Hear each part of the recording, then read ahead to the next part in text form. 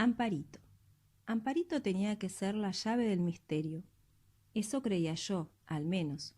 Una mujer que había vivido en la misma casa que Elena tenía que saber muchas cosas. Salí del mercadito haciendo planes y sacando conclusiones. En un primer momento había pensado en ir directamente hacia el Rawson, pero después decidí que no, que era mejor no apresurarse y preparar una lista con todas las preguntas que debía hacerle a Amparito. Volví a casa y ahí nomás me acordé de que me tocaba cocinar a mí. Perfecto, no hubo ningún problema. Tenía tiempo de sobra para preparar la salsa de tomates, hervir los fideos y rallar el queso, según dictaba el menú del día.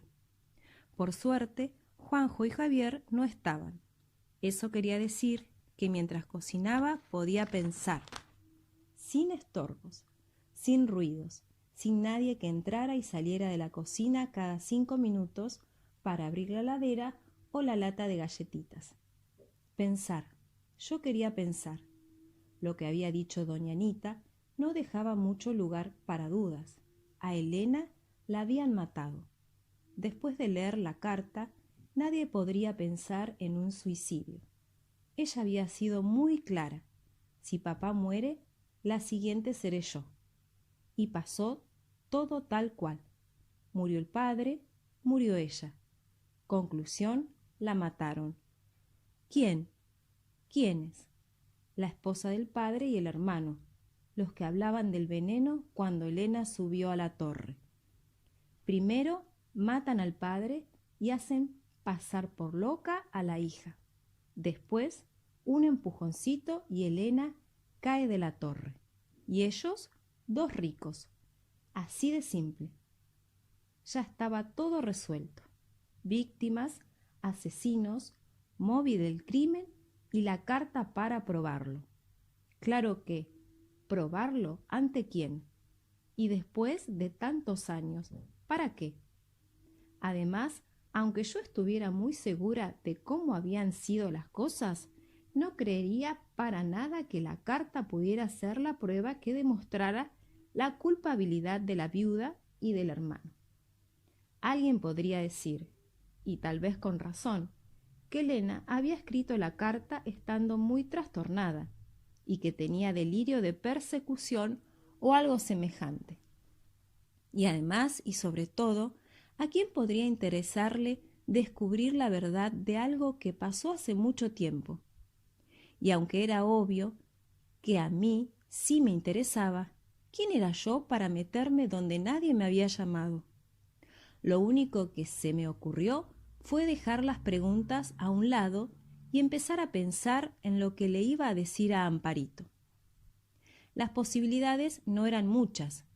Lo único que podía hacer era seguir con el invento de la nota para la revista. Ni el hombre del restaurante, ni el del mercadito, ni la propia doña Anita, ni siquiera Amelia, habían desconfiado de mi condición de periodista. Y si lo hicieron, por lo menos no me dijeron nada. Además, si alguien desconfiara por verme demasiado joven, le podría decir que todavía no me recibí y que trabajo en una revista de barrio, de esas que se hacen con el esfuerzo de un grupo de vecinos. Eso era algo posible, porque no me lo iban a creer. Después de comer, y mientras Juanjo lavaba los platos y Javier esperaba secarlos, me fui a mi habitación y escribí una larga lista de preguntas para Amparito. Puse de todo, no quería olvidarme de nada. Primero, me presentaría y hablaría de la revista. Después, mencionaría la casa de Bolívar y Caseros y la historia que me había contado doña Anita. A continuación le acercaría el micrófono y la dejaría que pensara hablar. Si veía que no contaba demasiado, la iría guiando con las preguntas de mi lista. Fácil, pero como no sabía dónde me iba a llevar lo que Amparito pudiera contarme, no quise adelantarme a sacar conclusiones. Por supuesto que esperaba encontrar a Malú por su intermedio, aunque también sabía que era muy difícil. Malú Podía haberse mudado o haber muerto o qué sé yo.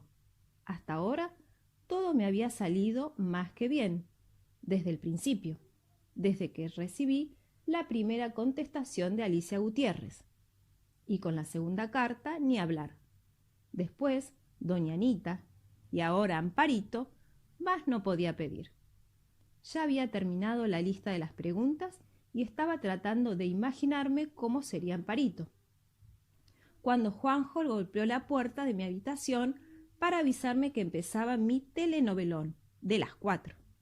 No lo podía creer. Me había pasado 2 horas encerrada, sin tener la menor noción del tiempo. Decidí no darle más vueltas al asunto hasta el día siguiente.